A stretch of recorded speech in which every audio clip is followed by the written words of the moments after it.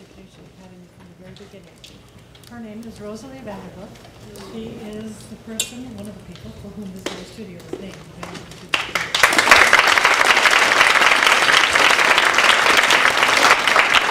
Rosalie has a few words for you, and then the program will commence. Good afternoon, everyone. Happy that you're here in my studio. You know, I've been with this Globe Education program since its very beginning, and each year we choose 12 teachers from this region to go to the Globe and to do some workshops here at the university also. Some of you may have participated in some of the workshops with your teachers last year.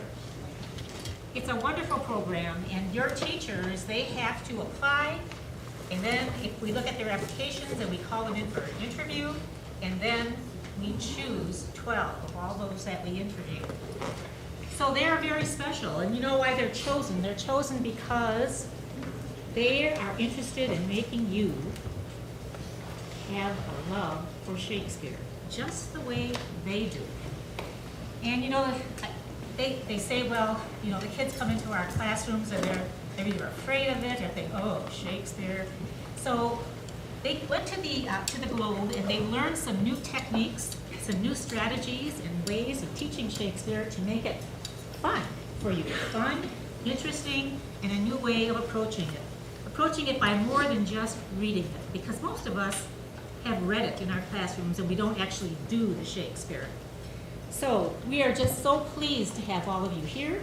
We're pleased that this afternoon we'll get to see the result of the things that they've learned, and I hope you enjoyed it when the practitioner from the Globe Theater came and worked with you.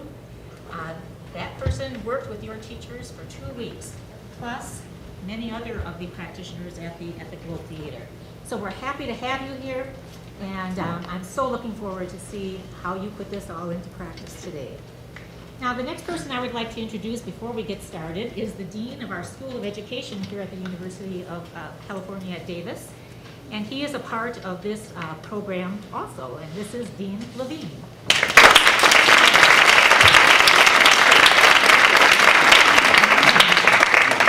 And hello from me as well. It's great to have you here this afternoon. This has been a long journey, I think, for our 12 teachers from Davis to London and back again, and I suspect also for those of you who are in their classes. This is a program we're extremely proud of, and I think for so many of the teachers who were part of it, it's been, some have said, life-changing. And having witnessed some of it, I can believe it. So I can kind of tell which ones of you are students in the programs. How many of you are also administrators, principals, or superintendents? Raise your hand so I can just get in.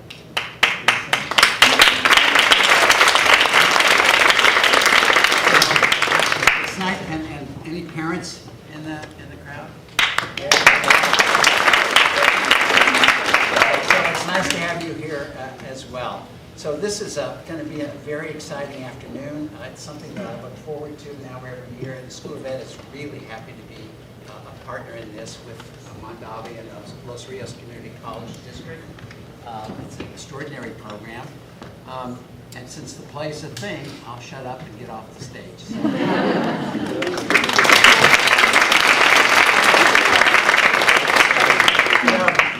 Go ahead and get in places, please. 1, 2, and 3.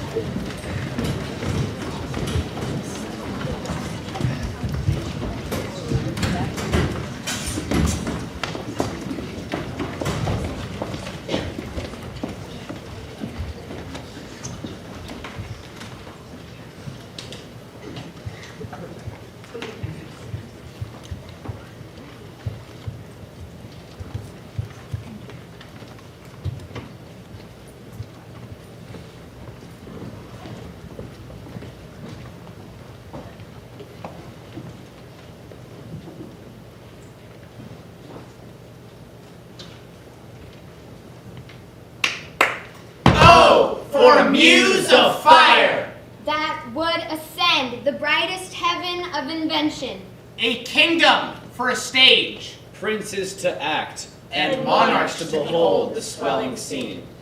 but this cockpit hold the vast fields of France? Or may we crown within this wooden O the very cup that did affright the air at night? Let your imaginary forces work. Suppose within the girdle of these walls are now confined Two mighty monarchies. Think, Think. when we talk of horses, that you see them, printing their proud hooves and their receiving earth. For 'tis your thoughts that now must deck our kings. Carry them here and there, jumping over times, turning the accomplishments of many years Into an hour, for the which your humble patience pray. gently to hear kindly to judge our play.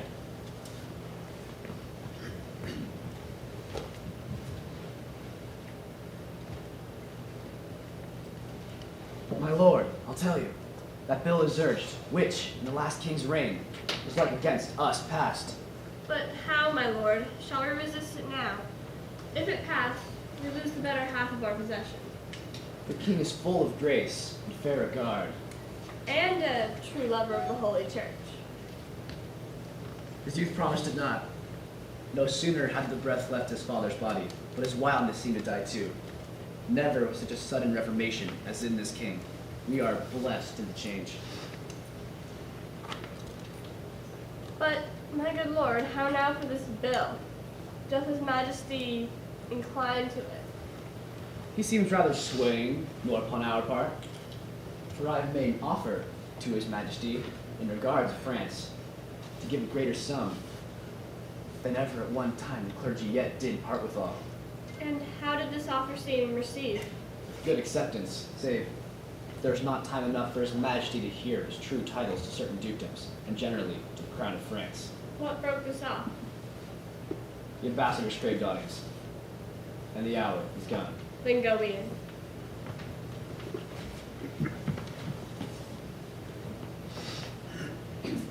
Shall we call on the ambassadors, my liege? Not yet, cousin. We would hear some things of weight concerning us in France. My learned lords, we pray you to unfold why the law they have in France should bar us in our claim. Take heed how you awake our sleeping sword of war. For never two such kingdoms did contend, without much fall of blood. Speak, my lords. May I with right and conscience make this claim? My gracious sovereign, there is no bar to your highness's claim to France. Gracious lord, stand your own, unwind your flag. Look back to your ancestors. You are their heir. You sit upon their throne. Blood and courage that renown them runs in your veins. Your brother kings and monarchs of this earth do all expect that you should rouse yourself, as did the former lions of your blood. They know your grace hath cause and means and might. With blood and sword and fire to win your right. Call on the messengers. Now are we well resolved, and by God's help and yours, France being ours, we'll bend it to our all, or break it all to pieces.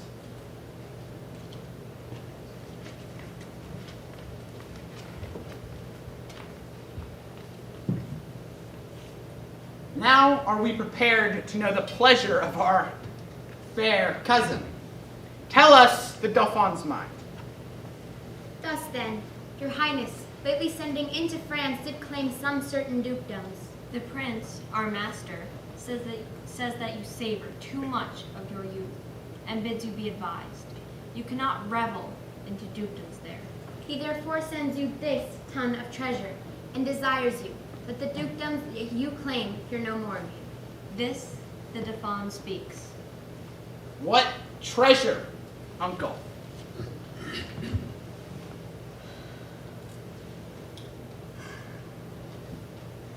Tennis balls, my liege. We are glad.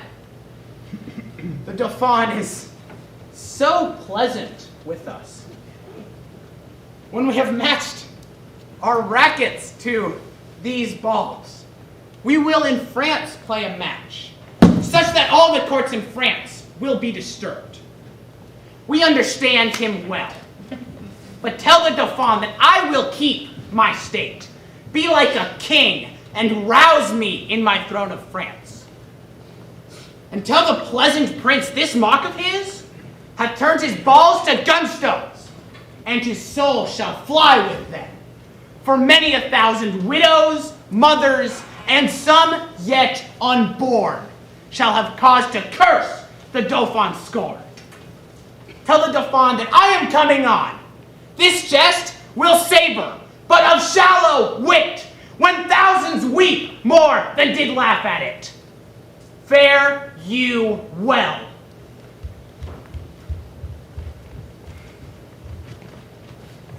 This was a merry message. We hope to make the sender blush at it. Be soon collected, for, God before, we'll chide this Dauphin at his father's door.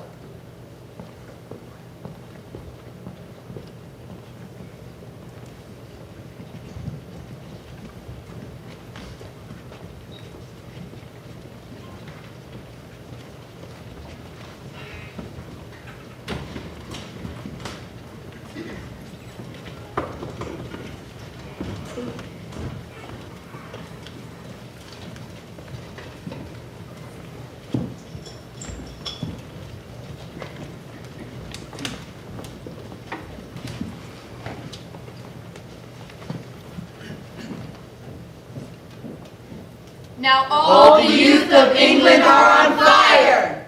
Now thrive the armorers. And honor's thought, reign solely in the breast of every man. With crowns imperial. Crowns and cornets. Promised to Harry. And his followers.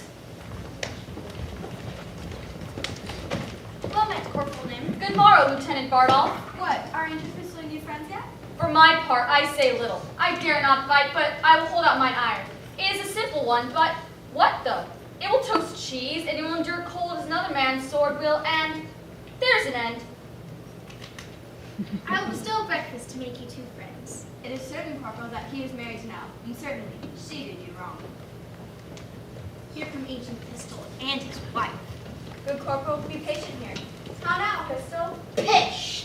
Pish for thee, Iceland dog. Good Corporal Nim, put up your sword. Will you shut off? Egregious dog, oh viper vile. You grow foul with me, Pistol. I shall scour you with my rapier, prick your vessel, and that is the humor of it. Oh braggart vile. The grave doth gape, and goading death is near. Hear me, what I say. He that strikes for his stroke, I'll run up the hill, as I'm a soldier. And no for mickle might. Pistol, hostess, good Bardolph, you must come to my master. Faith, he is very ill. The king has killed his heart. Good husband, come on presently. Come. Shall I make you two friends? We must to France. Together. Why the devil should we keep knives to cut one another's throats? You'll pay me the 8 shillings I wanted you at betting? Base is the slave that pays. Thou wilt be friends. And thou wilt not be enemies with me too. I shall have my 8 shillings I wanted you at betting. A noble shalt thou have, and friendship shall combine. That's the humor of it. Come in quickly to Sir John. Poor heart, he is so shaked. The king is a good king, but he hath run bad humors on the night. That's the even of it.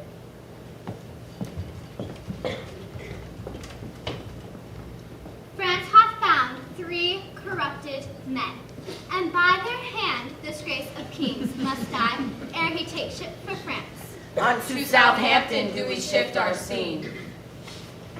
For God, his grace is bold to trust these traitors. They shall be apprehended.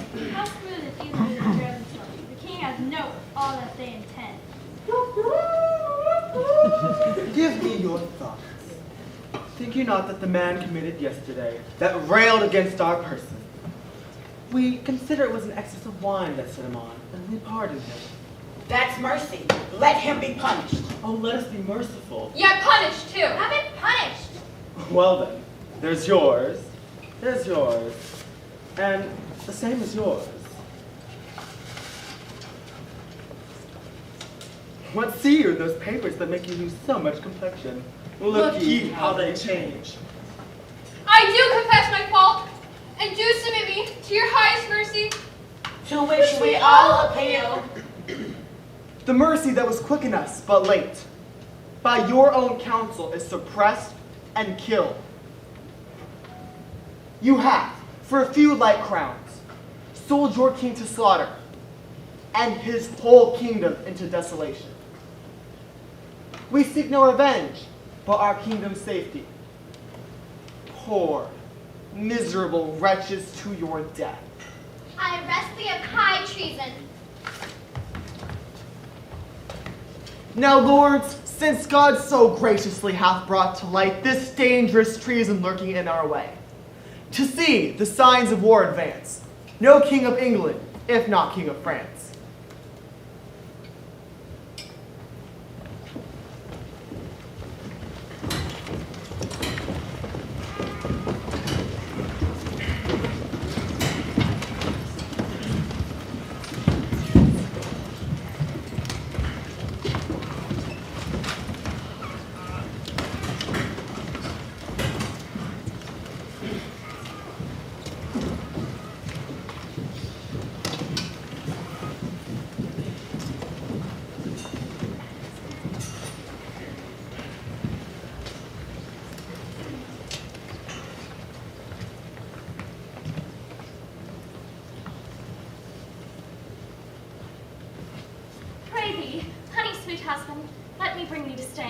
No, my manly heart doth yearn for Falstaff. He is dead and must yearn therefore. Oh, I wish I were with him, wherever he is, either in heaven or no. Nay, sure he's not in hell, for his nose was as sharp as a pen and a babble of green fields. How now, Sir John, quoth I, would a man be of good cheer? So I cried out, God, God, God, 3 or 4 times. I put my hand into the bed and felt them, and they were as cold as any stone. Then I fell to his knees, and they were as cold as any stone. And so upward, and all as cold as any stone. They say he cried out of sack. Aye, that it did. And of women. Nay, that it did not. I said once the devil would have him about women. I did in some sort indeed handle woman. Do you not remember? I saw a flea stick upon Bardolph's nose, and I said it was a black soul burning in hell of fire. Well, the fuel that maintained that fire burnt out long ago. Shall we shop? The king is off to Southampton. Come, let's away, my love, me thy lips. Look to my chattels, my movables, trust none. For oaths are straws, and men's faith are wafer cakes. And hold fast as the only dog, my duck. Yoke fellow in arms, let us to France, like horse leeches, my boys. And that's but unwholesome food, they say. Touch her soft lips and march. Farewell, hostess.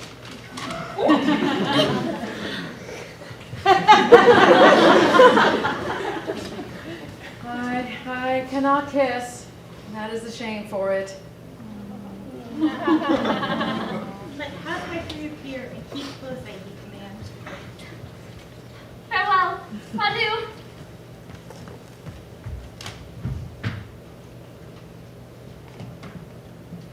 Thus comes the English with full power upon us, and more than carefully it us concerns to answer royally in our defenses.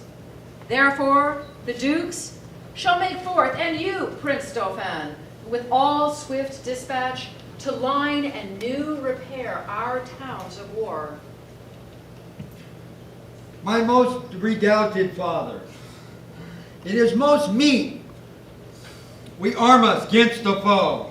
Therefore, I say, 'tis meet we all go forth and view the sick and feeble parts of France, and let us do this with no show of fear. Think we King Harry strong? Did I give you the wrong line? Outstanding. Exeunt, 1 moment. I am a substitute. What? Enter our messengers.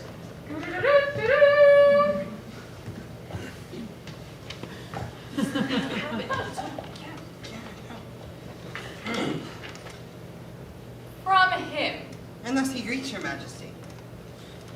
He wills you. In the name of God Almighty. That you divest yourself. And lay apart the borrowed glories that by gift of heaven. By law of nature and of nations. Belong to him and to his heirs. Name. The crown. And all wide-stretched honors that pertain by custom and the ordinance of times. Unto the crown of France. That you may know 'tis nor sinister nor no awkward claim. Picked from the wormholes of long vanished days. Nor from the dust of old oblivion raked. He sends you this most memorable line. In every branch truly demonstrative. Willing to overlook this pedigree. And when you find him evenly derived from his most famous ancestors, Edward III. He bids you then resign your crown and kingdom indirectly held from him, the native and true challenger. Or else what follows? A bloody constraint. For if you hide the crown, even in your hearts, there will he rake for it. Therefore, in fierce tempest is he coming. In thunder and in earthquake. Like a Jove. That. If requiring fit. He will compel. And bids you. In the bowels of the Lord. Deliver up the crown. And to take mercy on the poor souls for whom this hungry war opens its vasty jaws. Vasty jaws. And on your head turning widow.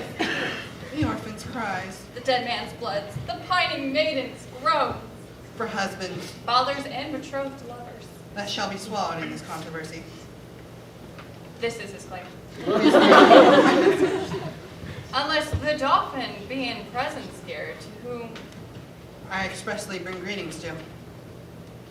Perhaps we will consider this further. Tomorrow you shall bear our full intent back to Brother England.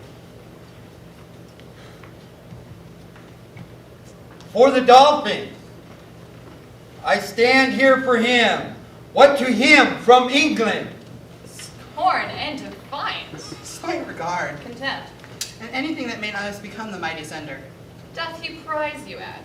Thus says my king. And if your father's highness do not, in grant of all demands at large, sweeten the bitter mock you sent his majesty. He'll call you to so hot an answer of it. Say, if my father render fair return, it is against my will, for I desire nothing but odds with England. To this end, and matching to his youth and vanity, I did present him with the Paris balls. He'll make your Paris lube shake for it.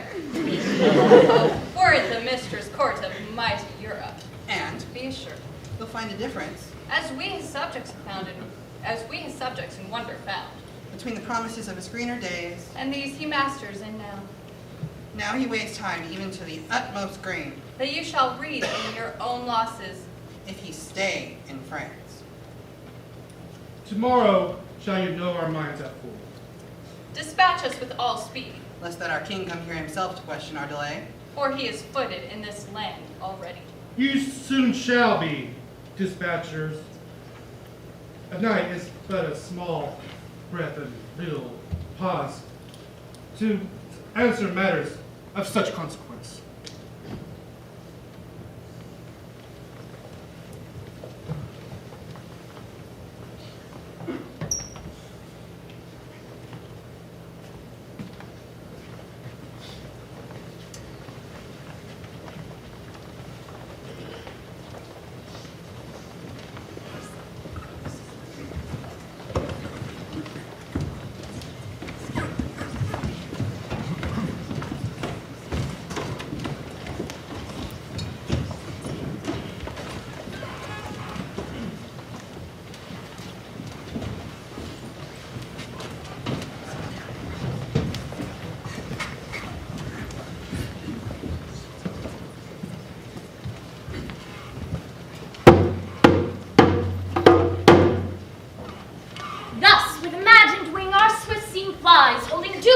to hard floor. Follow! Follow! Work your thoughts, and there see a siege. Suppose the ambassador from the French comes back, tells Harry that the king doth offer Catherine, his daughter, and with her to dowry some petty and unprofitable dukedoms. the offer likes not. And the nimble gunner with linstock now the devilish cannon touches, And down goes all before them. Still be kind, and eke out our performance with your mind. Once more into the breach, dear friends, once more. Or close the wall up with our English dead. In peace, there's nothing so becomes a man as modest stillness and humility. But when the blast of war blows in our ears, then imitate the action of the tiger. Stiffen the sinews. Summon up the blood. Disguise fair nature with hard-favored rage. Now, set the teeth and stretch the nostril wide. Hold hard the breath and bend up every spirit to its full height. On! On, you noble English!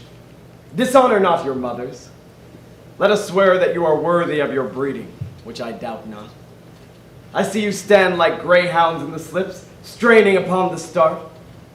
The game's afoot.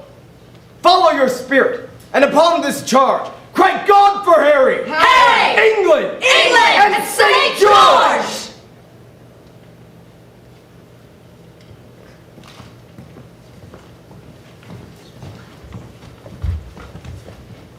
On!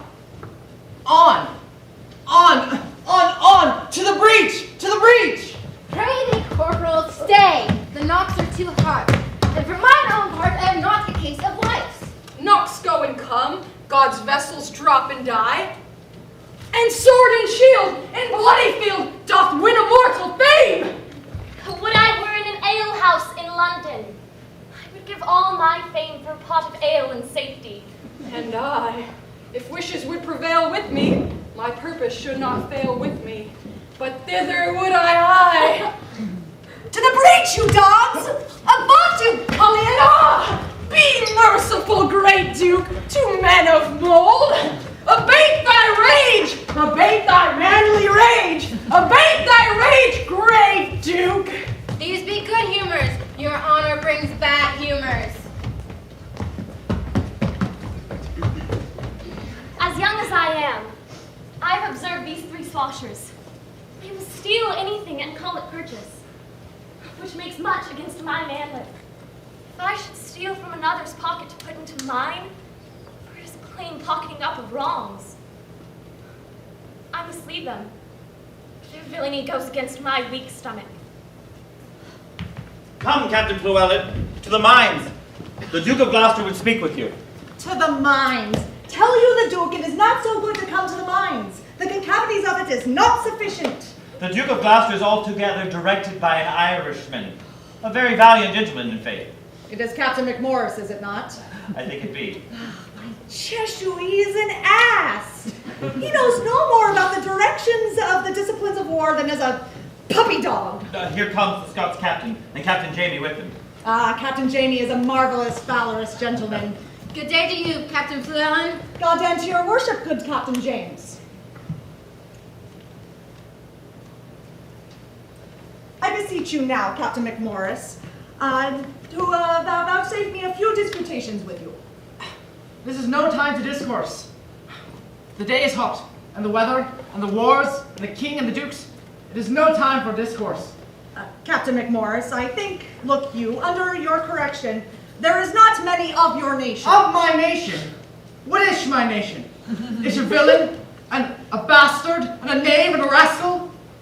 Look you, if you take the matter otherwise than is meant, Captain McMorris, peradventure, I shall think you do not use me with the affability that you ought to use me.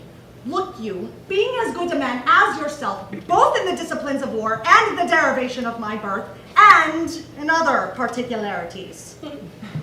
I do not know you as such a good a man as myself, but God save me, I'll cut off your head! Gentlemen, both, you mistake each other. Ah, that's a foul fault. A parley sounded. The town sounds a parley. Captain McMorris, I will be so bold as to tell you I know the disciplines of war, and there is an end.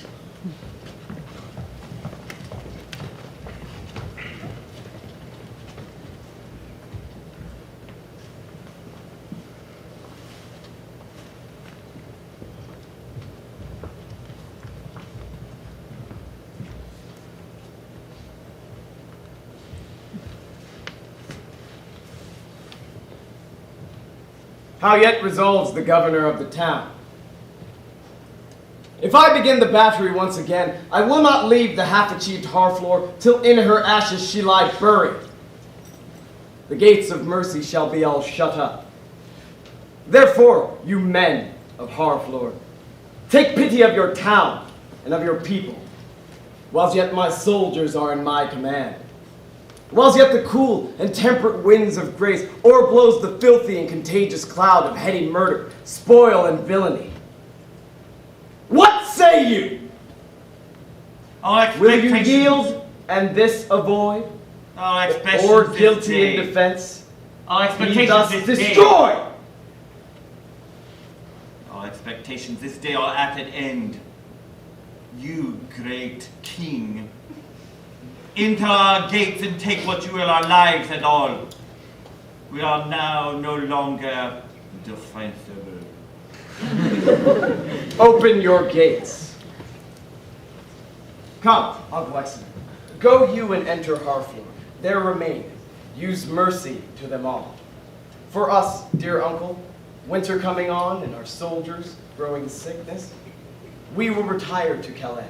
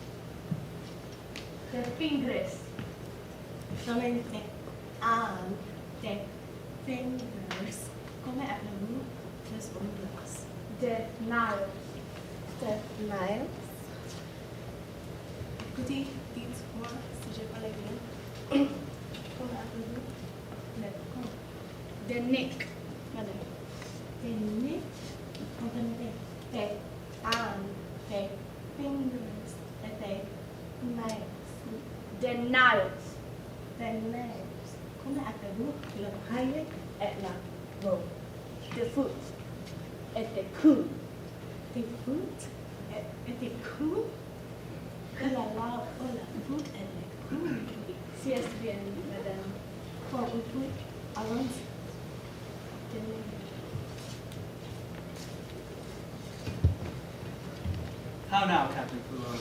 Coming from the breach, is the Duke of Exeter safe? The Duke of Exeter is not really hurting any of the world, but he keeps the bridge most valiantly. There was an ancient lieutenant there at the bridge. I think in my very conscience he is a valiant man as my Anthony. What do you call him? He is called Ancient Pistol. I know him not. Here's a man. Captain, I thee beseech you to do me favors.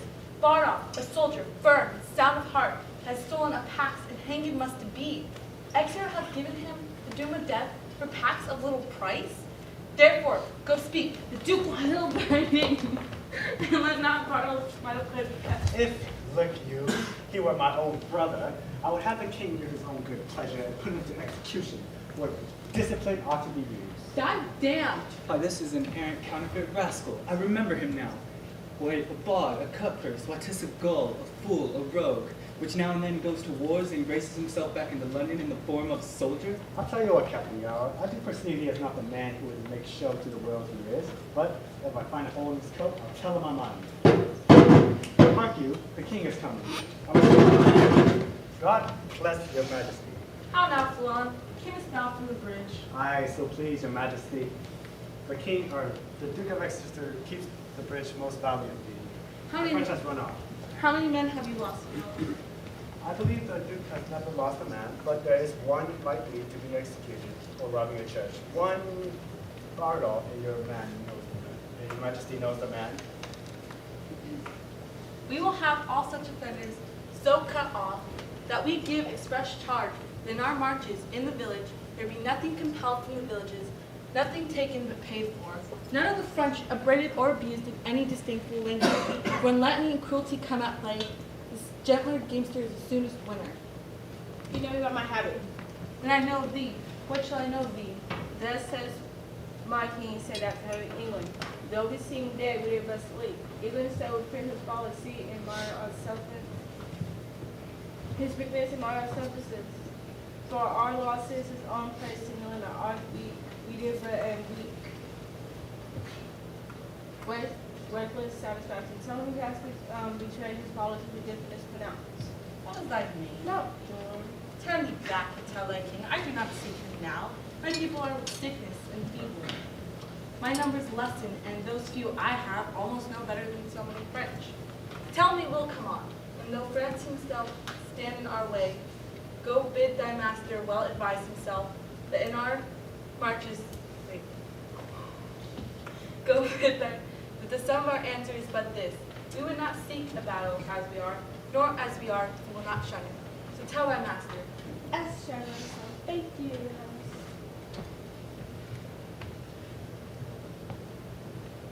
I hope they don't come for us now. We are in God's hands, brother, not in theirs.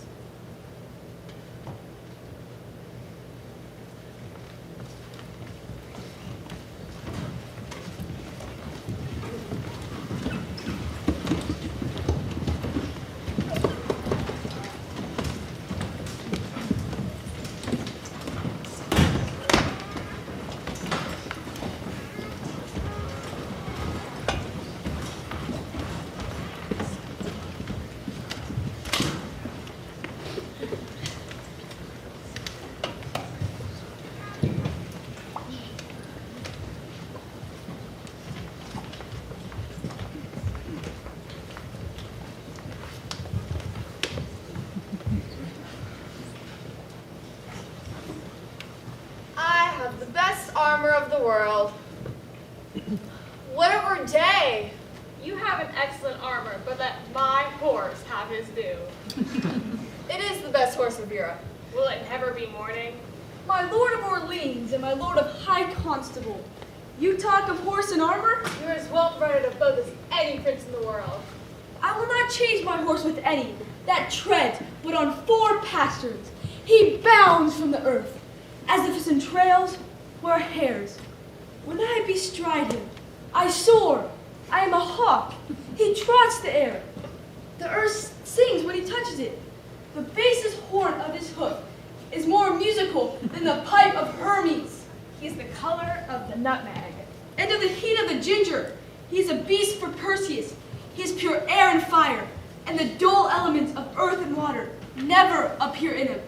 He is indeed a horse, and others you may call beasts. Indeed, my lord, it is the most absolute and excellent horse. It is the prince of palfreys. His neigh is like... No more, cousin. Nay, the man hath no wit, from the rising of the lark to the lodging of the lamb. Very deserved on my palfrey, and my horse, a subject for a king to reason on. No, for a king's king to ride on. I once read a sonnet in his praise and begun thus. Wonder of nature. I have heard a sonnet begin so to one's mistress. Then did they imitate, which I composed to my courser, for my horse is my mistress. Your mistress fares well. Nay! For methought yesterday, your mistress shrewdly shook your back. Oh. So perhaps did yours. Mine was not bridled. Oh, then belike she was old and gentle, and yet you rode. You have good judgment and horsemanship. I would rather have my horse to my mistress. I had his leech, have my mistress a jade. I tell thee, constable, my mistress wears his own hair. I can make as true boast as that. If I had a sow to my mistress, ouch! Thou makest use of anything. Yet do I not use my horse for my mistress? Or any such proverb, so little kin to the purpose. My Lord Constable, the armor that I saw in your tent tonight, are the stars or suns upon it? Stars, my lord. Some of them will fall tomorrow, I hope. And yet my sky shall not want. That may be, for you bear a many superfluously, and 'twere more honor somewhere away. Even as your horse bears your praises, who would trot as well, were some of your brags dismounted? I will trot tomorrow a mile, and my way shall be paved with English faces. I will not say so, for fear I should be faced out of my way. But I would it were morning, for I would fain be about the ears of those English. Who will go to hazard with me for 20 prisoners? You must first go yourself to hazard, ere you have them. 'Tis midnight. I'll go arm myself. You, let's go.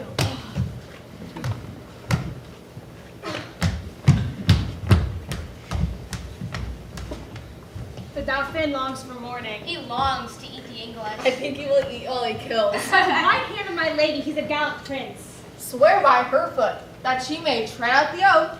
He is simply the most active gentleman of France.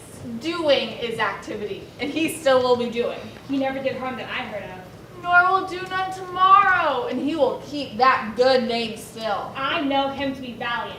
I was told that by one who knows him better than you. What's he? Mary, he told me so himself, and he said he cared not who knew it. He needs not. It is no hidden virtue in him. By my faith, sir, but it is. Never anybody saw it but his lackey. 'Tis a hooded valor, and when it appears, it will bait. Ill will never said well. I will cap that proverb with, there is flattery in friendship. You are the better at proverbs. By how much? A fool's bolt is soon shot. You have shot over. 'Tis not the first time you were overshot. My Lord Head Constable, the English lie within 1,500 paces of your tent. Who hath measured the ground? The Lord Grand Prix. A valiant, a most expert gentleman. Would it were day! Alas, poor Harry of England. He longs not for the dawning as we do. What a wretched and peevish fellow is this King of England, to mope with his fat-brained followers, so far out of his knowledge. If the English had any apprehension, they would run away. That they lack. For if their heads had any intellectual armor, they could never wear such heavy headpieces. That island of England breeds very valiant creatures. Their mastiffs are of unmatchable courage. Foolish curs that were winking into the mouth of a Russian bear to have their heads crushed like rotten apples. Just, and the men do sympathize with the mastiffs and robustious and rough coming on, leaving their wits with their wives, and give them great meals of beef and iron and steel. They will eat like wolves and fight like devils. Aye, but these English are shrewdly out of beef. Then we shall find tomorrow that they have stomachs to eat and none to fight. Now it is time to arm. Come, shall we about it? 'Tis now 2 o'clock, but let me see, by 10 we shall each have 100 English men. Ah!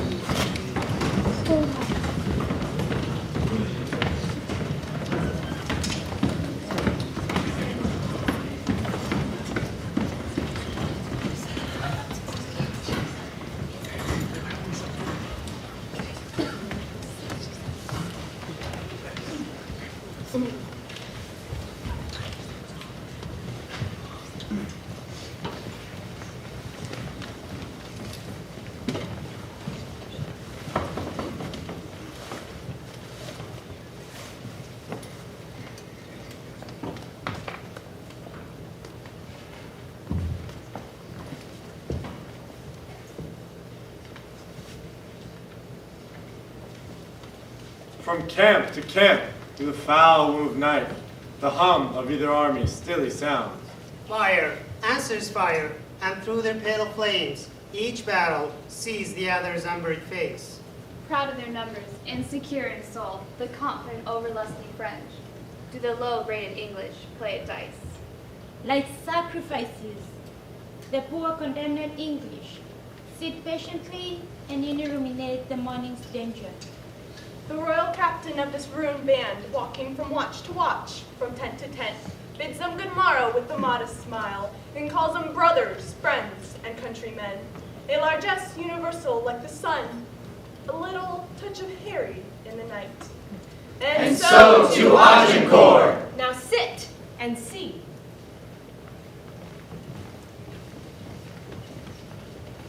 We are in great danger. The greater, therefore, our courage should be. Tomorrow, Sir Thomas Erpingham, our bad neighbors make us early stirs. Aye, my liege. Lend me thy cloak. Shall I attend your grace? No, my good knight. Go attend my brothers, lords of England. I and my bosom must debate a while. I would know the company. I shall, my liege. God have mercy, Lord. Qui va là? A friend. Art thou officer, or art thou base, common, and popular? I, the gentleman of the company. Trailest thou the puissant pike? Even so. What are you? As good a gentleman as the emperor. You're better than the king. The king's a bawcock, and a heart of gold. I kiss his dirty shoe, and I love the lovely bully. What is thy name? Harry, Leroy. Leroy, a Cornish name? No, I'm a Welshman. Knowest thou Fluellen? Yes. Tell him, I'll knock his league about his paid upon St. Davy's Day. Not why your dagger in your cap that day. He knocked about yours. Art thou his friend? And his kinsman too. The figo for thee then. I thank you, and God be with you. My name Pistol called. Sorts well with fierceness.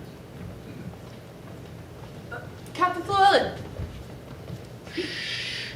So, in the name of Jesu Christ, speak lower. If you would take the pains but to examine the wars of Pompey the Great, you shall find, I warrant you, there is no tittle-tattle nor pibble-pabble in the ceremonies of war. Why, the enemy's loud. You hear him all night.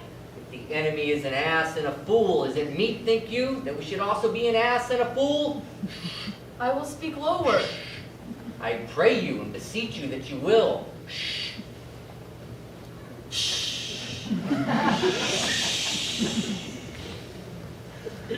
Though he may appear a little out of fashion. There is much care and valor in this Welshman. Indeed. Brother Jumpy, is that not the morning which breaks yonder? I think it be, but we have no great cause to desire it. Who goes there? A friend. Under what captain serve you? Under Sir Thomas Erpingham. A good old commander, and a most kind gentleman. I pray you, what think he of our state?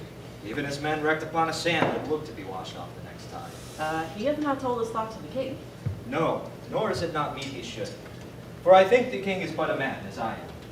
The violet smells to him as it doth to me, his ceremonies laid by. Therefore, when he sees reason of our fears, as we do, his fears are the same relish as ours are. Yet in reason, no man should possess him with any appearance of fear, lest he by showing it should dishearten his army. Well, he may show it outward courage he will, but I believe, as cold as night as 'tis, he could wish himself up to Thames, up to the neck. And so I would he were, and die by him. By my troth, I think he would not wish himself anywhere but where he is. Then I would he were here alone. So he should be sure to be ransomed, and a many poor men's lives saved. I dare say you love him not so ill to wish him here alone, his cause being just and his quarrel honorable. That's more than we know.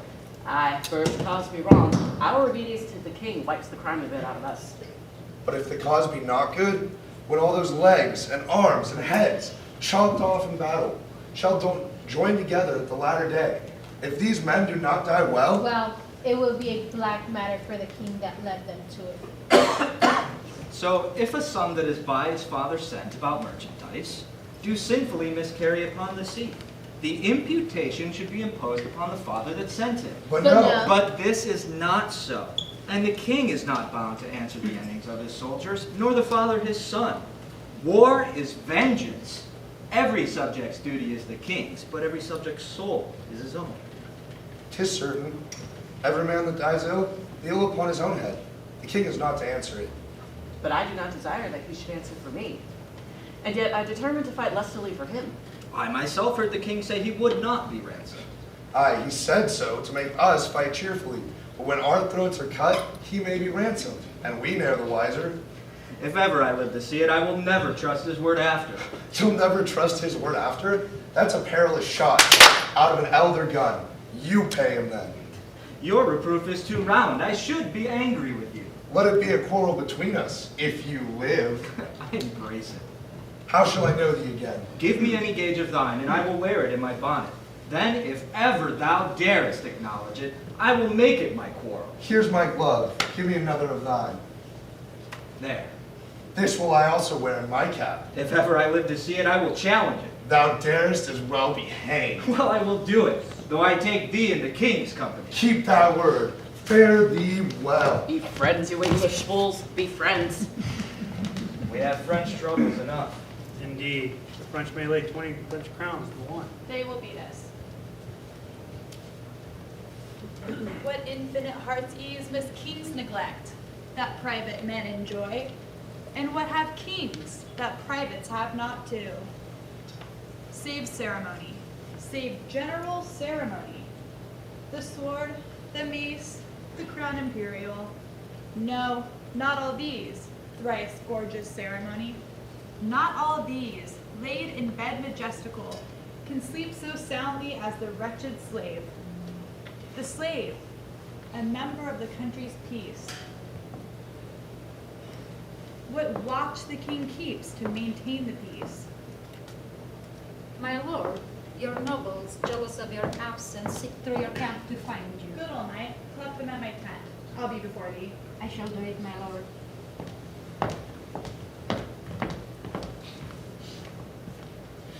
O God of battles, steel my soldiers' hearts. Possess them not with fear. Think not upon the fault my father made encompassing the crown.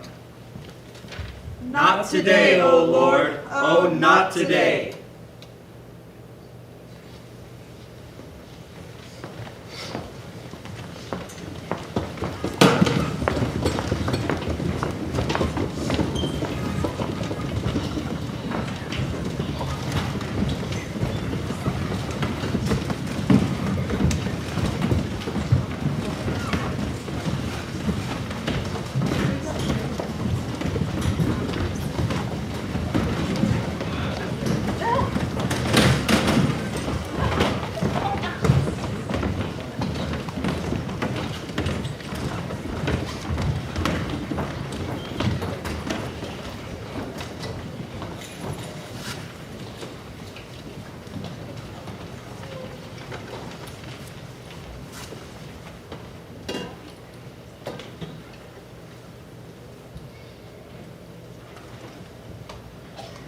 The sun doth guard our armor. Up, my lords!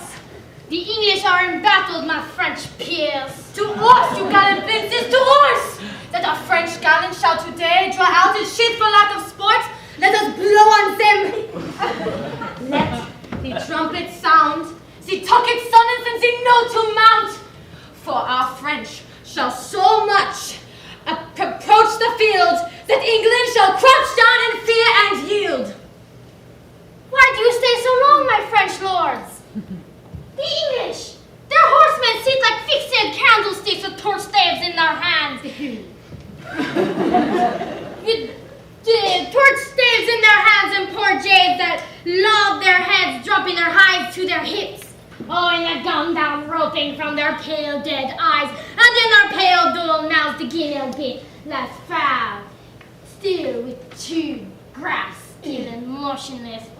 Oh, and the executors, lost and knavish crows, fly o'er them all impatient for the hour.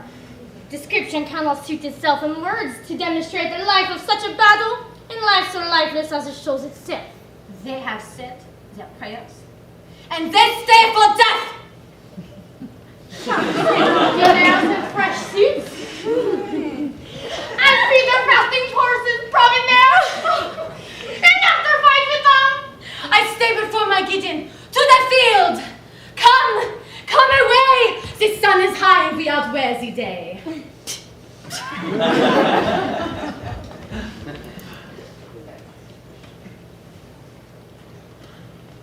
The king himself is rode to view the battle.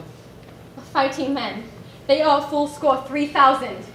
'Tis 5 to 1. Besides, they are all fresh. God's arm strike with us. 'Tis a fearful odd. And if we no more meet until we meet in heaven, then joyfully, my noble Lord of Bedford, my dear Lord Gloucester, and my dear Lord Exeter, and warriors all, adieu. Farewell, good Salisbury, and good luck go with thee. Goodbye, my lord, and fight valiantly today. And yet I do thee wrong to mind thee of it, for thou art friend to the firm truth of valor. He is full of valor as of kindness, princely in both. Oh, that but we had now won 10,000 of the men in England that do not work today! Who's he that wishes so? My cousin Westmoreland. No, my fair cousin, if we are marked to die, we are and now our country lost. And if we to live, the fewer men, the greater share of honour. God will, I pray thee, wish not one man more. No, faith, my coz, wish not a man from England. God's peace. I would not lose so great an honour as one man more, methinks, would share for me for the best hope I have. Oh, do not wish one more. Rather proclaim it. This day is called the Feast of Crispian. He that outlives this day and comes safe home will stand a tiptoe when the day is named and rouse him at the name of Crispian. He shall live this day will yearly on the vigil feast his neighbours and say, tomorrow is Saint Crispian. Then he will strip his sleeve and show his scars and say, these wounds I had on Crispin's day. Old men forget it, all shall be forgot, but he'll remember with advantages what feats he did that day. But we in it, we shall be remembered, we few, we happy few. We band of brothers, for he today that sheds his blood with me shall be my brother. Be he ne'er so vile, this day shall gentle his condition. And those gentlemen in England now abed will think themselves accursed they were not here, and hold their manhoods cheap, while any speaks that fought with us on St. Crispin's day. My sovereign lord, bestir yourself with speed. The French are bravely in their battle set, and with all expedients charge on us. All things are ready, if our minds be so. Perish the man whose mind is backward now. Thou dost not wish more help from England, coz. God will, my liege. Would you and I alone, without more help, fight this royal battle? Thou hast unwished 5,000 men. You know your places. God be with you all. Once more I come to know thee, King Harry. If for thy ransom thou wilt compound before thy most assured overthrow. The constable desires thee thou wilt mind thy followers of repentance, that their souls may make a peaceful and sweet retire from their fields where, wretches, their bodies must lie and fester. Who hath sent thee now? The constable of France. I pray thee, bear the news I already said. Bid them achieve my body and sell my bones. Now, many of us will no doubt find native braves, and those that leave their valiant bones in France, dying like men, though buried in your dunghills. They shall be famed. Let me speak proudly. Tell the constable we are but warriors for the working day. Our gayness and our guilt shall be besmirched with rainy marches in the painful field. Tell the constable. I shall, King Harry. And so, fare thee well. Thou shalt never hear hailed any more. I fear thou once more come again for ransom. My lord, most humbly on my knee I beg, the leading of the ballad. Take it, brave York. Now soldiers march away, and how thou pleasest God, dispose the day!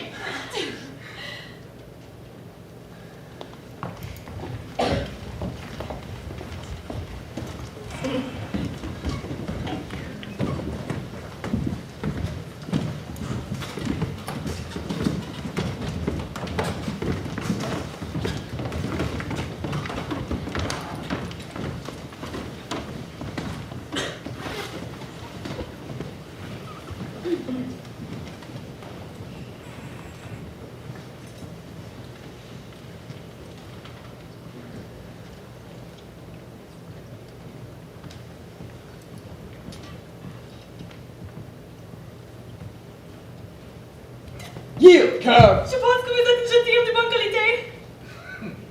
Up, our gentlemen! Oh, Seigneur Dieu, oh, prenez miséricorde, ayez pitié de moi. Wow. Woe will not serve, I will have 40 more, or I will cut thy rim out at thy throat in drops of crimson blood. Est-il impossible d'échapper la force de ton bras? Brass cur, thou damned and luxurious mountain goat offers me brass? Boy, come hither. Ask me this slave in French, what is his name? Écoutez, comment peut-être vous appeler? Monsieur de Fer. He says his name is Master Fair. Master Foe. I'll fur him, and flog him, and bury him! Discuss the same in French unto him.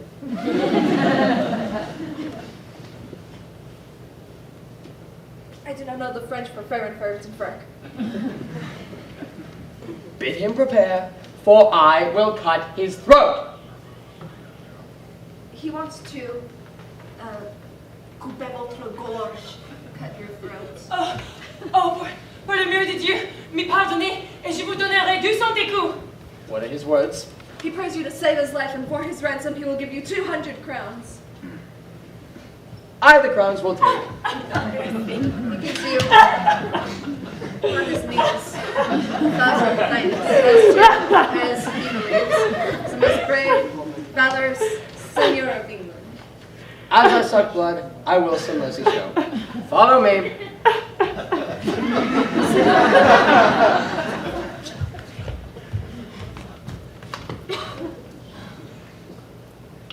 Never have I heard so full of voice issue from so empty a heart. The saying is true, the empty vessel makes the greatest sound. Bardolph and Nym had 10 times more valor than this roaring devil. I must stay with the boys, with the luggage of our camp. French might have a good prey of us if they knew it, but there's none to guard it but the boys.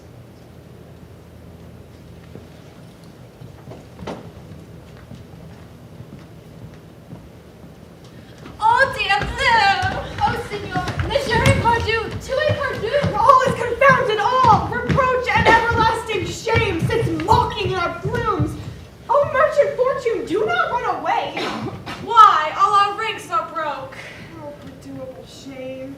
Let's stab ourselves. Be these the wretches that we played at dice for? Is this the king we sent you for his ransom? Shame and eternal shame, nothing but shame. Let us die in honor, once more back again.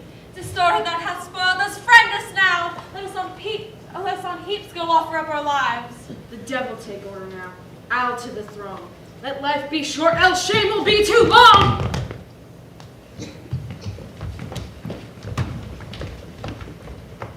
Well have we done, thrice valiant countrymen, but all's not done. Yet keep the French the field. The Duke of York commends him to your majesty. Lives he, good uncle? Thrice within this hour I saw him down. Thrice up again in fighting. From helmet to spur all blood he was. In which array, brave soldier, doth he lie guarding the plain? And by his bloody side, the noble Earl of Suffolk also lies. For hearing this, I must perforce compound with misful eyes, or they will issue too. But hark, what new alarm is this saying? The French have reinforced their scattered men? Let every soldier kill his prisoners! Kill the boys and your luggage. 'Tis. There's not a certain boy left alive. And that the cowardly rascals have ran from the battle have done this slaughter. Besides, they have burned and carried all that was in the king's tent. Wherefore the king, most worthy, have caused every soldier to cut his prisoner's throat. Oh, 'tis a gallant king. I, who was born in Monmouth. Captain Gower, what call you the town's name where Alexander the Big was born? Alexander the Great. Why? Is not Big great? I think Alexander the Great was born in Macedon. Alexander, God knows, did in his errors and his angers kill his best friend Clytus. Our king is not like him in that. He would never kill any of his friends. As Alexander killed his friend Clytus, being his heirs and his cups, so also had he Monmouth, being with his white wits and good judgment, turned away the fat knight with a great bellied doublet. I have forgotten his name. So John Falstaff. Ah, that is he. I tell you, there's good men born in Monmouth. Here comes His Majesty.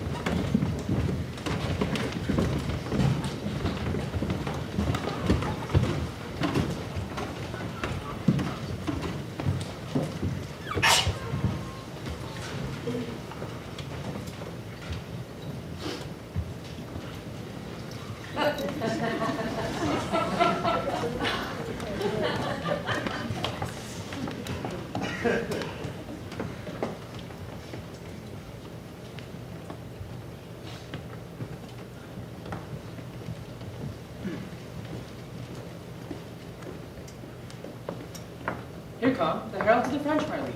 His eyes are humbler than they used to be. How now? What means this, herald? Comest thou again for ransom?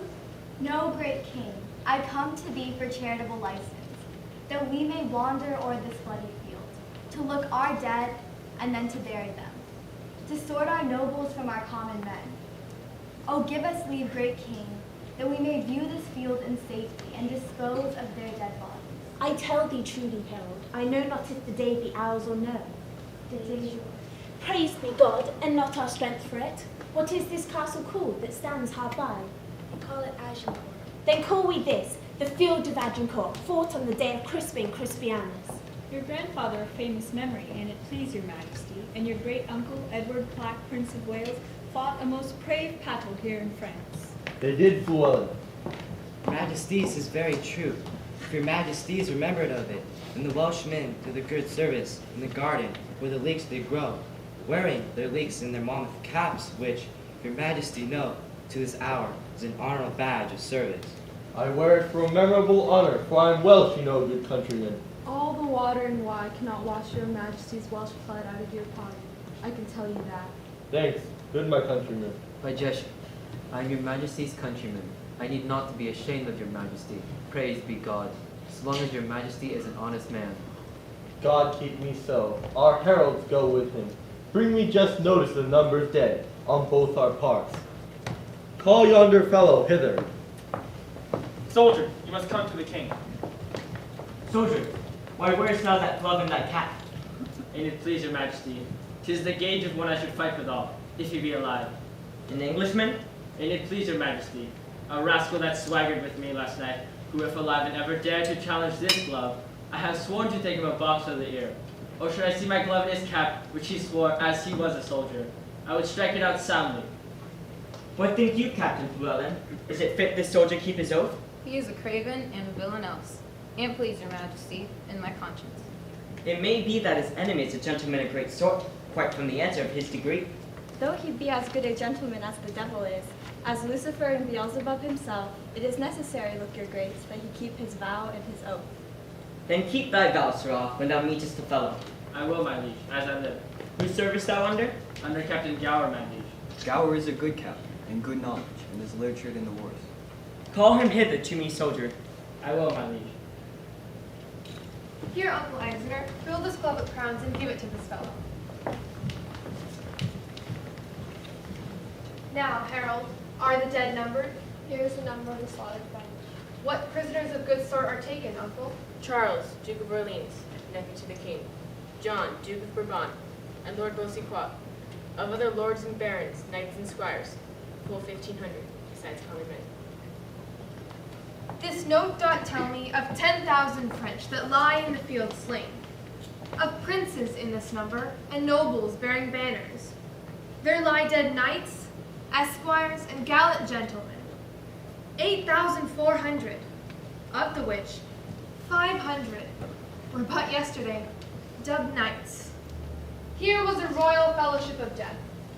Now where is the number of the English dead?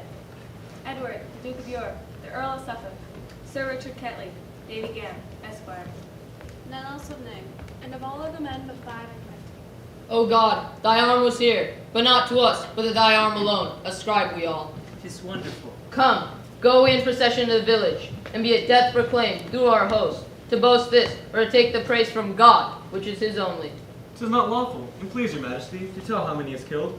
Yes, captain, but with this acknowledgement that God fought for us. Yes, my conscience, he did us great good.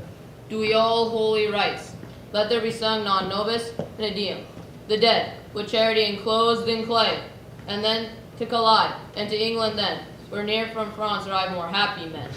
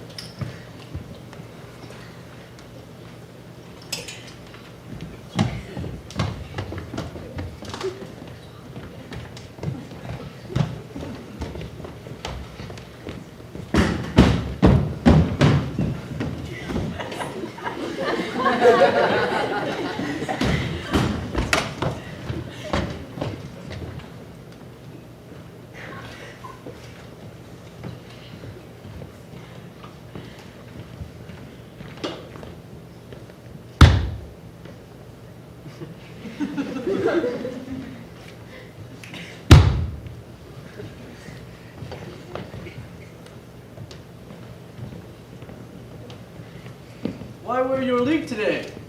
St. David's Day has passed. There is occasions and causes. Why and wherefore in all things. I will tell you, Captain Gower. The rascally, Scald, beggarly, lousy, bragging, knave, pistol! Look, you know, he has come to me and bring me bread and salt yesterday, and bid me eat my leek. But I'll be some bullets to wear in my cap till I see him once again. Then I'll atone a piece of my desires. Why, here he comes, swelling like a turkey cock.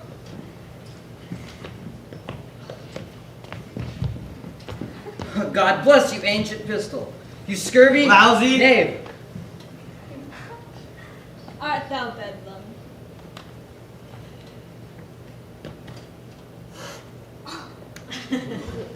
Hence, I am qualmish at the smell of leek. I beseech you heartily, scurvy, lousy knave, and my desires, my requests, my petitions to eat, look you, this leek! Base Trojan, thou shalt die. Eat your victuals. Come, there is sauce for it. You called me yesterday, Mountain Squire. You can mock a leek, you can eat a leek. Enough, Captain. You've astonished them. I say, I'll make him eat some part of my leek, or I will beat his pate for days. Bite! Must I bite? Yes, certainly, and out of doubt and out of question, too. By this leek I most horribly revenge. I eat and eat, I swear. Eat, I pray you. Quiet thy cudgel, thou dost see I eat. Throw none away. The skin is good for your broken coxcomb. When you take occasions to see leeks hereafter, I pray you, mock Adams. That is all.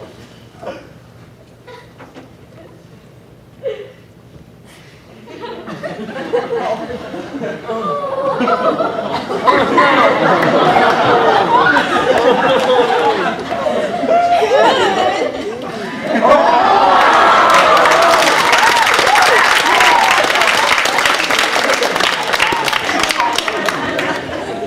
leaks in here. I have another leak in my pocket, which you shall eat. God be with you. And keep you. You pig.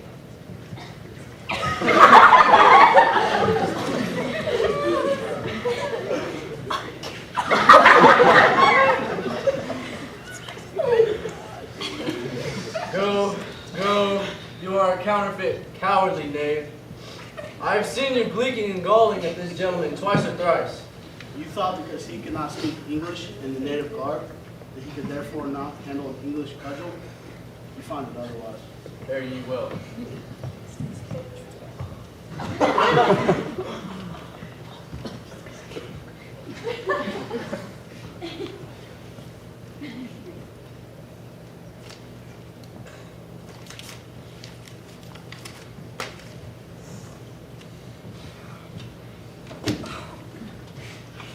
Doth fortune play thee thus like me now?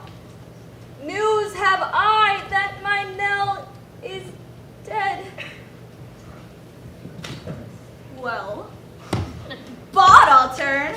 To England I will steal, and from there I'll steal. And patches I will get unto these cudgel scars, and swear I got them in the Gallia Wars.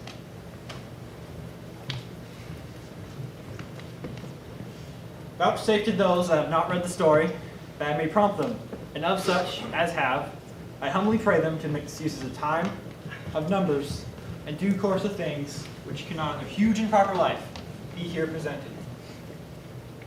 Now we bear the king toward Calais. Grant him there. And there seen, heave him away upon your wicked thoughts, athwart the sea. Aye, athwart the sea. Behold, the English beach! Hails in the flood with men! Wives and boys, who shouts and claps. I'll voice the deep Mount Sea. And solemnly see him set on to London. How London doth pour out her citizens. Like 'tis senators antique Rome, go forth and fetch their conquering Caesar in, to welcome him. To welcome him! To welcome him. To welcome him. To welcome him. Did they this Harry? Till Harry's back again, return to France. There we must bring him. And myself in play at the interim, but remember you 'tis past. In brook abridgment, in your eyes advance, after your thoughts. Straight back again to France.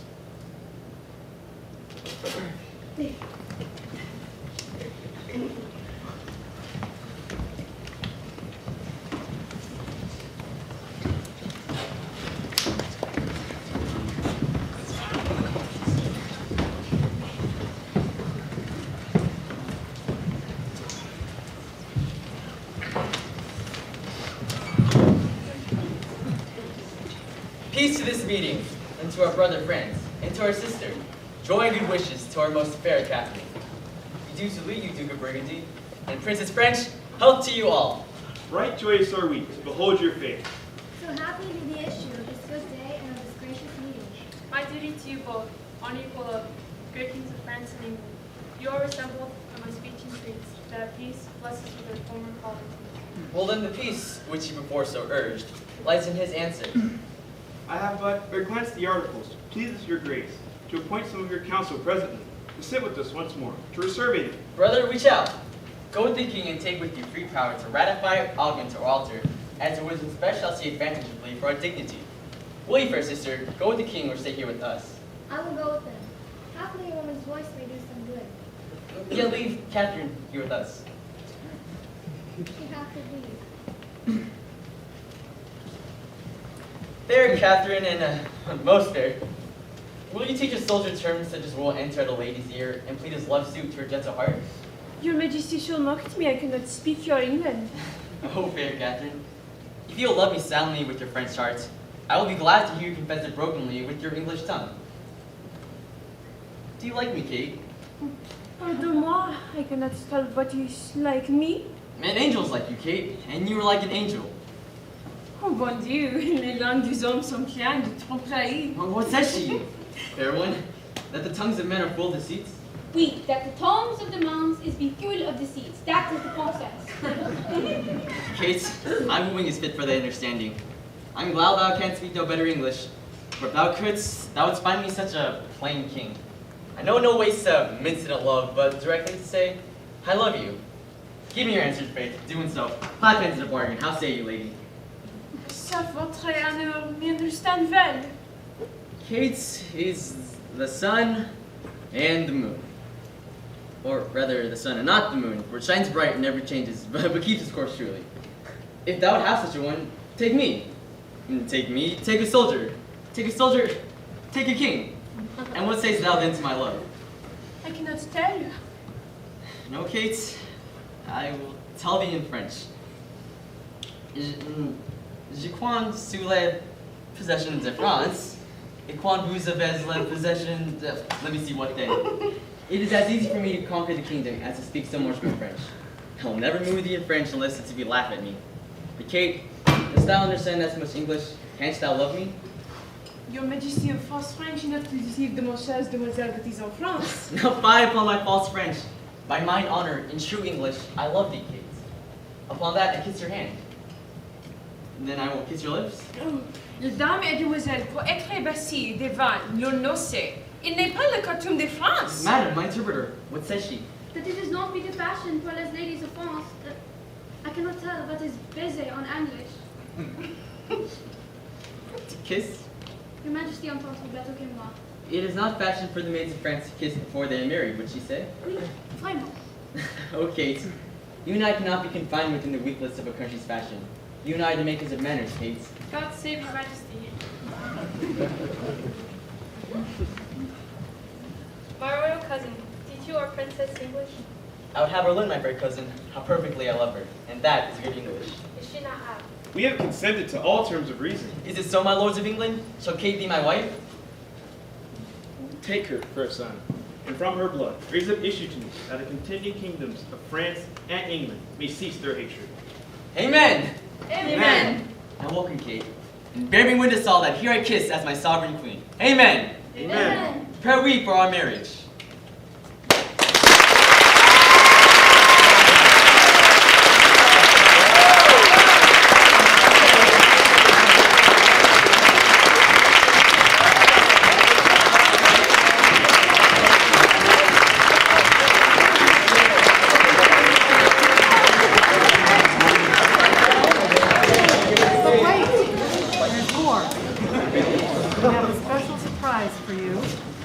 Your teachers have a special surprise.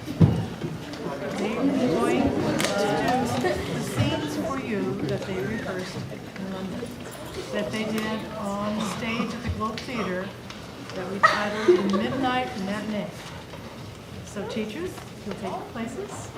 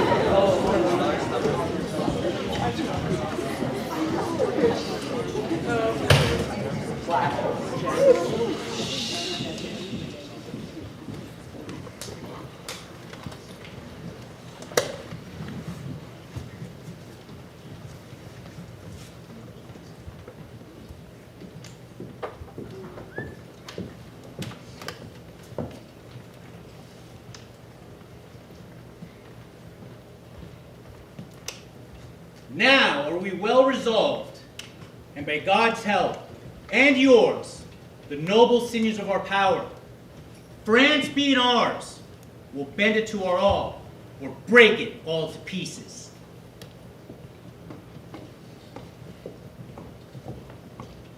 Now are we well prepared to know the pleasure of our fair cousin, Dauphin, for we hear your message is from him, not from the king. May it please your majesty to give us leave freely to render what we have in charge?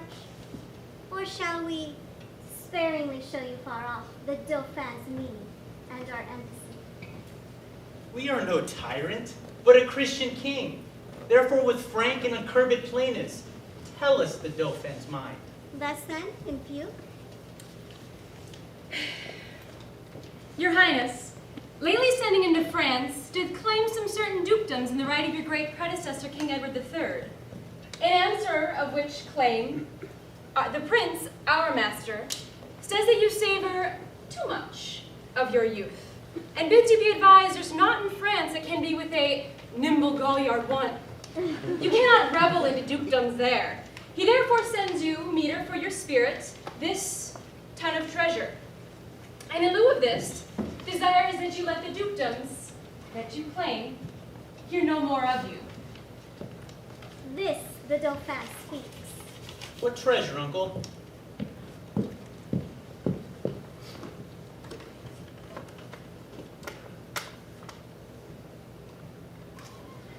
Tennis balls, my liege.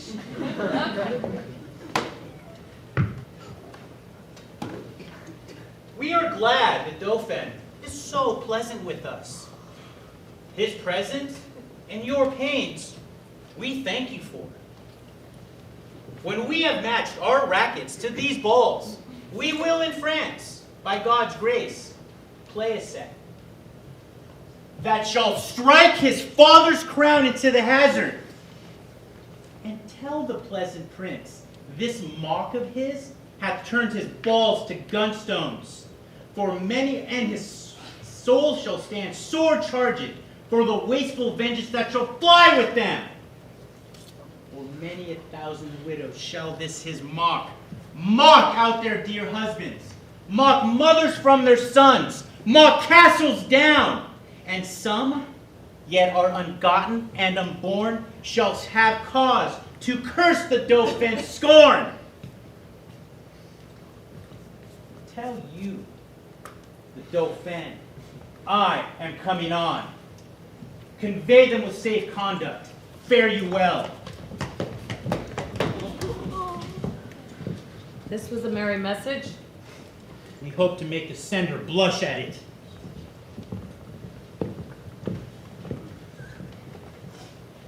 Now all the youth of England are on fire, and silky dalliance in the wardrobe lies. Now all the youth of England are on fire, and silky dalliance in the wardrobe lies. Now thrive the armorers, and honor's thoughts reign solely in the breast of every man. They sell the pasture now to buy the horse, following the mirror of all Christian kings with winged hills as English Mercuries. For now, expectation fills the air and follows the sword from hilt unto its point, with crowns imperial, crowns and coronets, promised to Harry and his followers.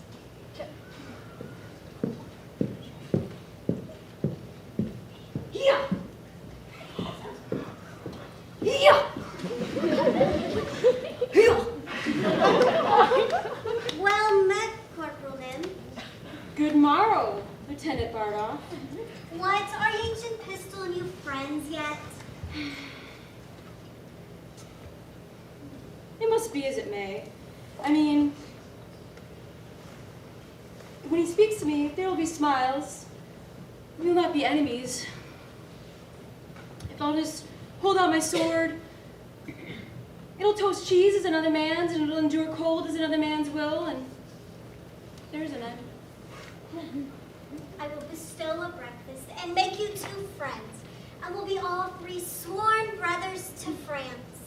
It must be. Let it be so, good Corporal Nim. Faith, it must be as it may. I will live so long as I may. When I cannot live any longer, I will do as I may. That is my rest. That is the rendezvous of it. It is certain he is married to Nell quickly, and certainly she has done you wrong, for you were troth plight to her. But patience be a tired mare, yet she will plod. Well, I cannot say. Here comes Ancient Pistol and his wife. Good Corporal, be patient here. How now, mine host Pistol? Base tyke. Callest thou me host? Now by mother's hand I swear I scorn the term, nor shall My Nell keep lodgers. No, by my troth, for we cannot board or lodge a dozen or 14 gentlewomen that make their living honestly by the prick of their needle. Keep a body house straight. Oh no, he's drawn. We shall see willful adultery and murder committed. Good lieutenant. Good corporals. All for nothing here. Pish! Pish to thee, Iceland dog, thou prick-eared cur of Iceland. Good Corporal Nim, show thy valor. Have you soulless, egregious dog, oh viper vile, the soulless in thy most murderous face, the soulless in thy teeth and in thy throat and in thy hateful lungs, yea, and in thy maw, perdieu, and which is worse, within thy nasty mouth. I do retort the soulless in thy bowels, for I can take and pistols cock his off. You will foul me! I will scour you with my rapier, as I may, in fair terms. You would walk off? Little fair terms, as I may. That's the humor of it. Oh, braggart, vile, and damned furious wight, the grave doth gape, and doting death is near. Therefore, exhale! Hear me when I say, he who strikes the first stroke, I'll run him up to the hilt, as I am a soldier. Give me thy fist, thy forfeit to me give. Thy spirits are most tall. I will cut thy throat, in fair terms, as I may. That's the humor of it. Couplagores, that is the word. I defy again. Oh, hound of Crete, thinkest thou my stops to get? Mine host Pistol, you must come to my master, for he's very sick and would to bed. Mine hostess, for he's very ill. Good Bardolph, you must put his face between the sheets like an office of a warming pan. Faith, he's very ill. Away you roll. No, by my troth, the king has killed his heart.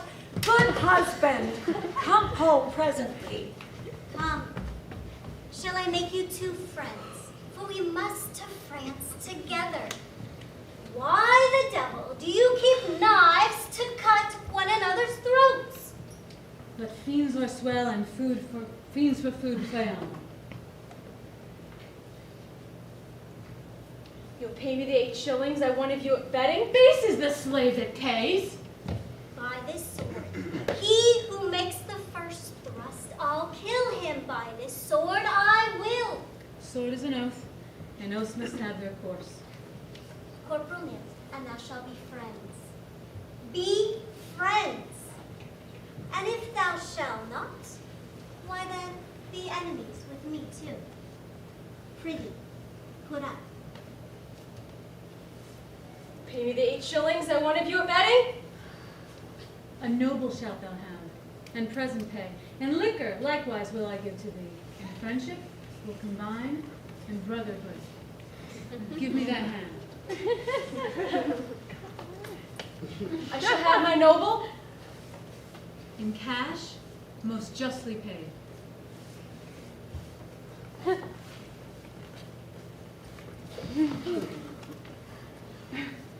Well,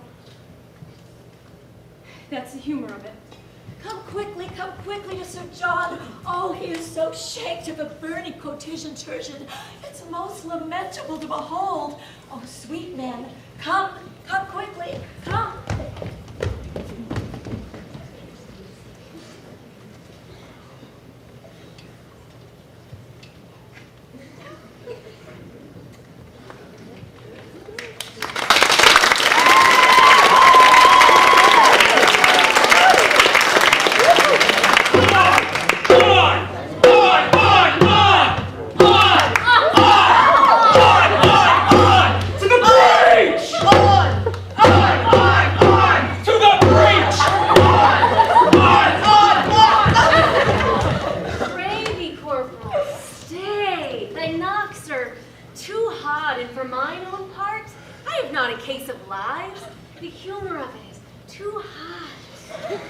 Go and come. God's vassals drop and die. But sword and shield and bloody field. Sword and shield and bloody field. Take with mortal fame. Took with immortal fame. I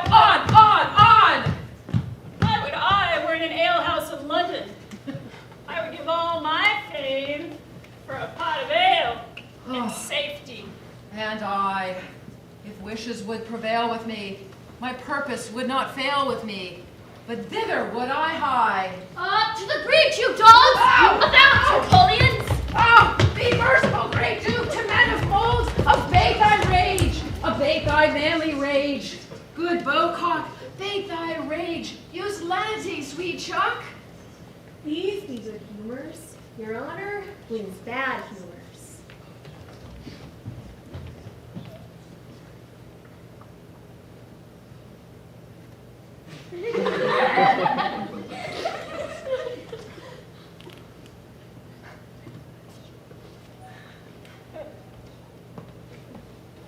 How now, Captain Llewellyn? Come you from the bridge? I assure you there is most excellent services committed at the bridge. Is the Duke of Exeter safe? The Duke of Exeter is as magnanimous as Agamemnon, and a man that I love and honor with my soul and my heart and my duty and my life and my living and my uttermost power. There's an ancient lieutenant It's there. not, God be praised and blessed, any hurt in the world, but keeps the bridge most valiantly and with excellent discipline. There is an ancient lieutenant there at the bridge. I think in my very conscience he is as valiant a man as Mark Antony, and he is a man of no estimation in the world. But I did see him do as gallant a service. What do they call him? He is called Ancient Pistol. I know him not. Here is the man. Captain, I beseech thee to do me favors. The Duke of Exeter doth love thee well. I praise God, and I have merited some love at his hands. Bardolph, a soldier, firm and strong of heart, and of valor, hath by cruel fate and giddy fortune's furious fickle wheel that God is blind that stands upon a rolling, restless stone. By your patience, Ancient Pistol, Fortune is painted blind, with a muffler for her eyes to signify to you that Fortune is blind. And her foot, look you, is fixed upon a spherical stone which rolls and rolls. In good truth, the poet makes a most excellent description of it. Fortune is an excellent moral. Fortune is Bardolph's foe, and frowns upon him. For a path he has stole, and a hanged must be. A damned death. Let gallows gate for dog. Let man go free. But Exeter hath doomed his death. Let not hemp his windpipe suffocate. Let not Bardolph's vital cord be cut. With edge of petty cord and vile respite. Speak, captain, for his life, and I will thee requite. Why then, Ancient Pistol, I do partly understand your meaning. Why then rejoice! Certainly, Ancient, it is not a thing to rejoice at. For if, look you, he were my brother, I would desire the Duke to use his good pleasure and put him to execution. For discipline ought to be used. Die and be damned. A figo for your friendship. It is well. The fig of Spain. Very good. Oh. 'Tis an errant, counterfeit, rascal. I remember it now. A bawd, a cut purse. I'll assure you, uttered as brave words at the bridge as you shall see in a summer's day. It is very well what he spoke to me, that is well I want you, when time is certain. 'Tis a Gaul, a fool, a rogue, that now and then goes to the wars to grace himself at his return into London under the form of a soldier. And such fellows are perfect in the great commander's names and will learn you by rote where services were done. At such and such a breach, at such a sconce, at such a convoy, who came off bravely, who was shot, who disgraced, what terms the enemy stood on. And all of this they will con perfectly in the phrase of war, which they trick up under new tuned oaths. And oh, what a beard of the general's cut, and a horrid suit of the camp will do among foaming bottles and ale-washed wits is marvelous to be thought on. But you must learn to know such slanders of the age, or you may be marvelously mistook. I tell you what, Captain Gower, I do perceive he is not the man that he would gladly make show to the world he is. If I find a hole in his coat, I will tell him in my mind. Hark you! The king is coming, and I must speak with him from the bridge. God bless your majesty. Majesty. How now, Llewellyn? Camest thou from the bridge? I so please your Majesty. There is excellent and most gallant services committed at the bridge. The Duke Mary, the French was have possession of the bridge, but he is enforced to retire, and the Duke of Exeter is master of the bridge.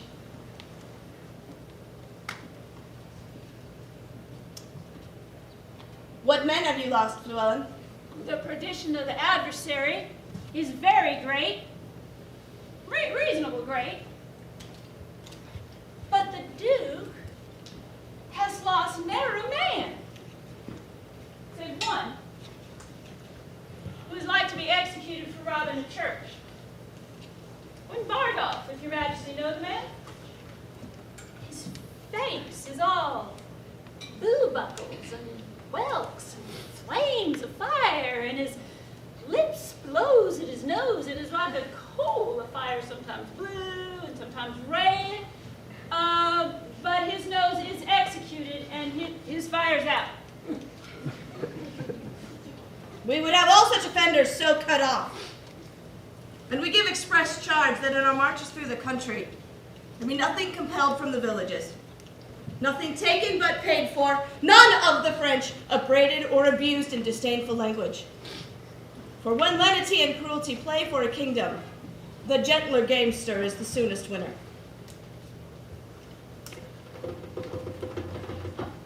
You know me by my habit. Well, then I know thee. What shall I know of thee? My master is mine. Unfold it. So says my king, say thou to Harry of England. Though we seem dead, we did but sleep. Advantage is a better soldier than rashness. Tell him we could have rebuked him at Harfleur, but we thought it not good to bruise an injury till we're full ripe. Now we speak upon our cue, and our voice is imperial. England shall repent his folly, see his weakness, and admire our sufferance. Bid him therefore consider of our ransom, which must consider the losses we have borne, the subjects we have lost, the disgrace we have digested. And in wait to re-answer, his pettiness would bow under. For our losses, his exchequer is too poor. For the effusion of our blood, the muster of his kingdom, too faint in number. And for our disgrace, his own person kneeling at our feet, but a weak and worthless satisfaction. To this add defiance, and tell him, for conclusion, he hath betrayed his followers, whose condemnation is pronounced. So says my king and master, so much my office. What is thy name?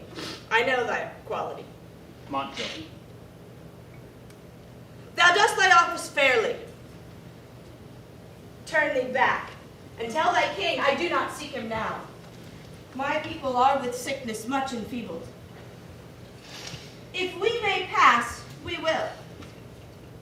If we be hindered, we will your tawny ground with your red blood discolor. And so, Montjoy, fare thee well. The sum of all our answer is but this. We would not seek a battle as we are, nor as we are. We say we will not shun it. So tell your master. I will deliver it. Thanks, Your Highness.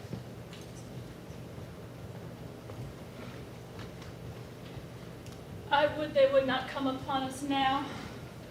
We are in God's name, Captain, not in theirs. March to the bridge. It draws toward night. Beyond the river will we encamp ourselves, and on tomorrow bid them march away.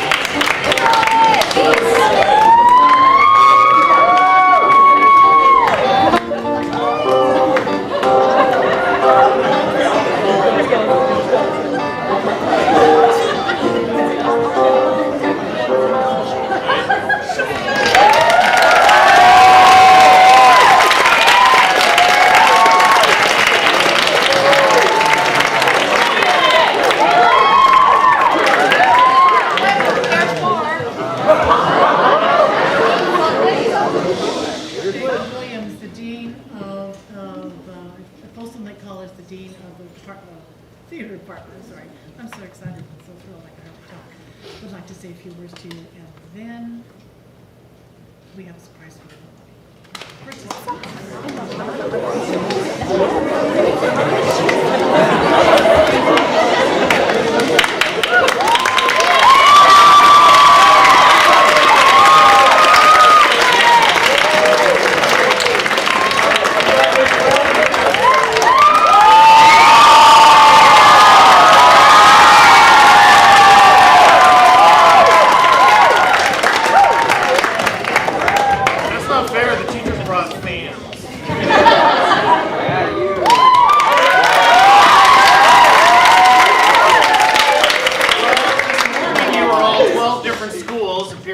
Mondavi Center. You didn't know each other. And now you all have something in common. You know what that is? Acting! You're done!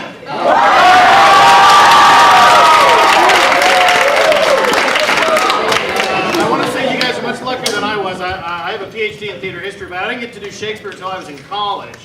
I was in a production of Midsummer Night's Dream. I played It was so bad we canceled the production and we never performed. I had to wait till I came to Davis and was in that lovely Shakespeare play Pericles that I got my first chance to do Shakespeare. So you guys are very, very lucky. How many of you, this is your first time ever doing Shakespeare? Okay. How many of you want to do it again? All right.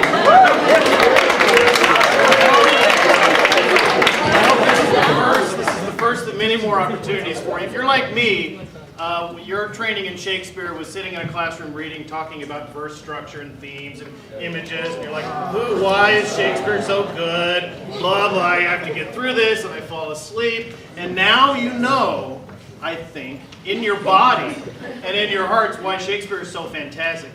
Now you want to do it again. Now you want to do more. And so I hope some of you feel that, because it's really in doing Shakespeare that you really understand it and you can offer it to an audience.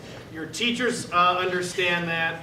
They pass it on to you. You'll pass it on to people. Now you can tell all those future boyfriends and girlfriends that you're a Shakespearean actor, and they'll be very, very impressed. So, I have a special place in my heart for Henry V because my heritage is Welsh, and I saw all of the leaks and it brought a tear to my eye. Who ate the leek? Who ate the leek? Is that, did you practice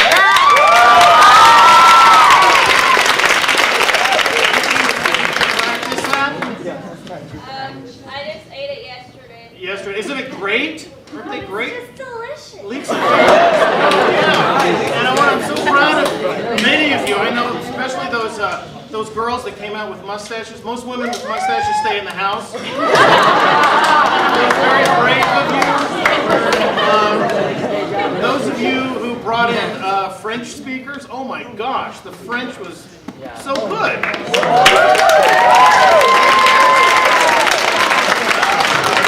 Congratulations. Congrats, I don't know. I had to know French for my doctor, but I forgot it. So anyway, this is one of those activities. I don't know, they probably said this before. This is very unique. I don't know of another program in the country that connects a major university, a community college system, high schools, middle schools, a performing arts facility in another country. This is a very, very unique opportunity. We're so proud as part of the Los Rios Community College District to be able to support this. I'm so happy to come out and see all of you, so congratulations. You all did an excellent job. It was very telling that the teachers couldn't limit the number of students in it. The more and more students wanted to participate. This is how important it was. I was so glad that all of you got a chance to trade off. Oh, by the way, those of you with crowns on, you're not the kings anymore, so it is interesting to know, however, that a paper crown is just as important as a gold crown. It was just so much fun today, so congratulations to all of you. We're so happy to see you. Carry on.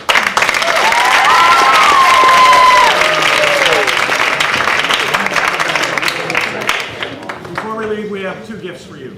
The first gift comes from the Globe. If you'd all stand, please.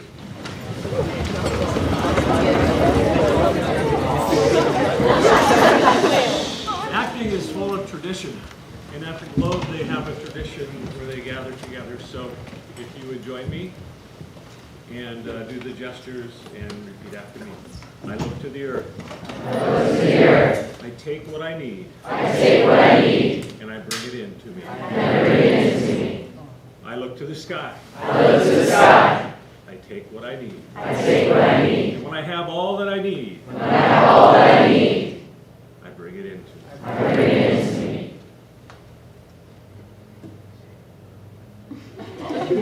We'll try that again. I look to the sky. I look to the sky. I take what I need. I take what I need. And I bring it into me. And I bring it into me. And when I have all that I need. And when I